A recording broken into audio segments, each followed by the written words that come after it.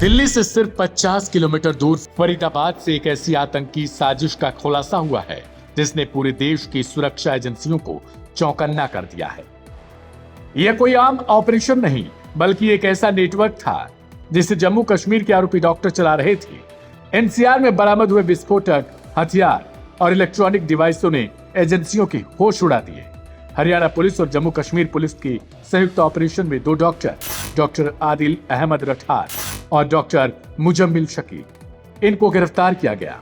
आदिल अनंतनाग का रहने वाला है और वहां की जीएमसी अस्पताल में सीनियर डॉक्टर था, जबकि मुजम्मिल पुलवामा का बताया जा रहा है और फरीदाबाद की अल फलाह यूनिवर्सिटी में बतौर प्रोफेसर काम करता था। इनके पास से 350 किलो से ज्यादा अमोनियम नाइट्रेट, 2 असॉल्ट राइफलें, वॉकी टॉकी, टाइमर और सैकड़ों जिंदा कारतूस बरामद हुए। फरीदाबाद पुलिस कमिश्नर सत्येंद्र कुमार ने बताया कि यह ऑपरेशन पिछले 15 दिनों से चल रहा था। आरोपी डॉक्टरों ने फरीदाबाद में किराए पर मकान लेकर बारूद और विस्फोटक सामग्री का जखीरा जमा कर लिया था। तलाशी में जो मिला उसने एजेंसियों को चौंका दिया।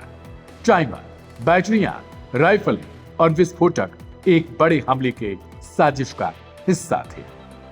मकसद क्या था? कुछ ब्लास्ट था या क्या था? मैंने आपको बताया मैंने भी बताया कि इसलिए मैंने कहा कि एक वृहद नेशनल सिक्योरिटी को ध्यान में रखते हुए बहुत सारी ऑपरेशनल डिटेल्स हैं जिन्हें इस समय अभी शेयर नहीं किया सर। एक बार फिर दोबारा बताइए क्या क्या बरामद किया गया है इनके पास से, क्योंकि जो गलत चल रहा है वो। हाँ सर, बरामदगी दोबारा बताइए। मैं बरामदगी में आपसे बता देता हूँ।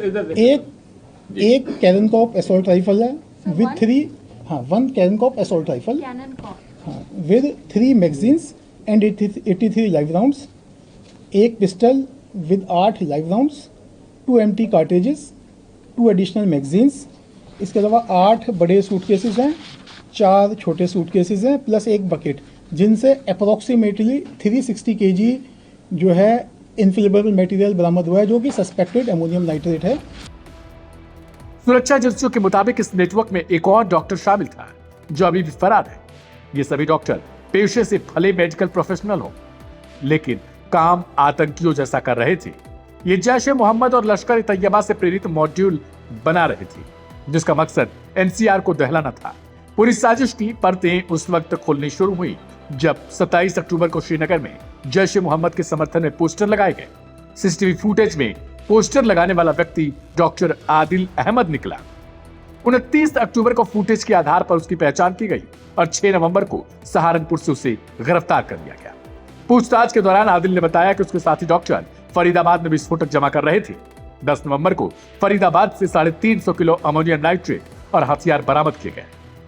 देखिए, इस बारे में भी इन्वेस्टिगेशन जारी है। जैसे मैंने आपको कहा, एक वृहद नेशनल सिक्योरिटी को ध्यान में रखते हुए बहुत सारी ऐसी डिटेल्स हैं जिन्हें अभी इस समय बताया जाना उचित नहीं है।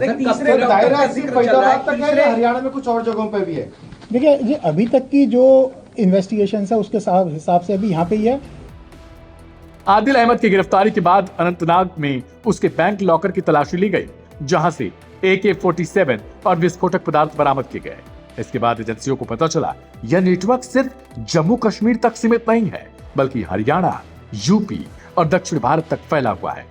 दरअसल इसी दिन गुजरात ATS ने एक बड़ी कार्रवाई करते हुए 3 संदिग्ध आतंकियों को गिरफ्तार किया। इनमें से एक हैदराबाद का MBBS डॉक्टर था जो चीन से पढ़ाई करके लौटा था और उसका कनेक्शन ISI से बताया जा रहा है।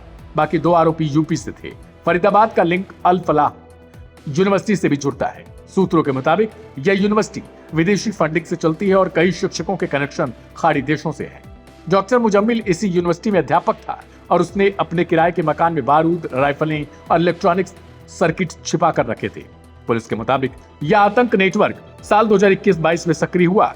कश्मीर में हाशिम नाम के व्यक्ति की देखरेख में कई युवाओं को कट्टरपंथी बनाया जा रहा था। इनमें कुछ डॉक्टरों के लिए इसलिए जोड़ा गया ताकि वे अपने पेशे के आवरण में रहकर देश के भीतर स्लीपर सेल का निर्माण कर सकें। वहीं दूसरी ओर इस मामले में एक इमाम की भी गिरफ्तारी हुई है। इस पर इमाम की पत्नी का बयान भी सामने आया है।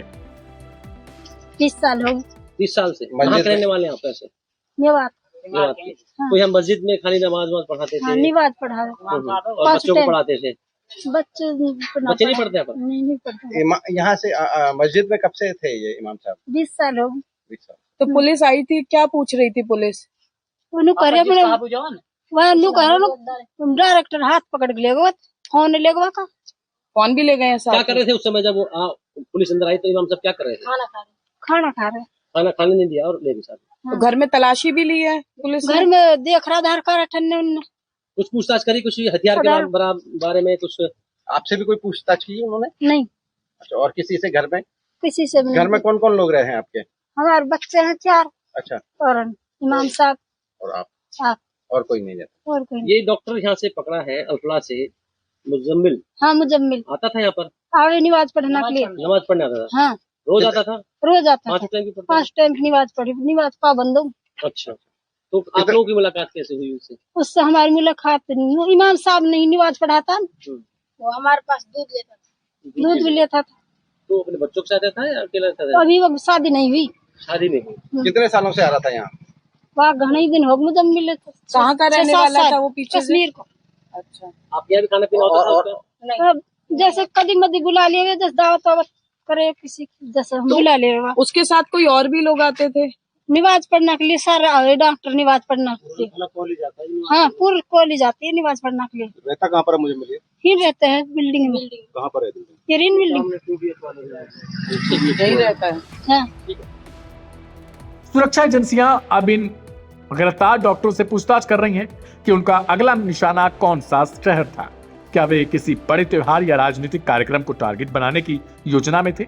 जांच एजेंसियां यह भी खंगाल रही हैं इनके नेटवर्क में और कौन से प्रोफेशनल या संस्थान शामिल हैं। देश के लिए सबसे डराने वाली बात यह है कि अब आतंक का चेहरा बदल रहा है। यह अब सीमा पार करके हथियारबंद युवक नहीं बल्कि लैब कोट पहनने वाले पढ़े लिखे प्रोफेशनल्स हैं जो समाज के भीतर रहकर बम बनाने, नेटवर्क फैलाने और संदेश पहुंचाने का काम कर रहे हैं। दिल्ली से कुछ ही किलोमीटर दूर मिले हुए इस बारूद के जखीरे ने साफ कर दिया कि आतंक अब रूप बदलकर हमारे बीच आ चुका है और अगर ये साजिश वक्त रहते न पकड़ी जाती तो एनसीआर किसी बड़ी त्रासदी का गवाह बन सकता था।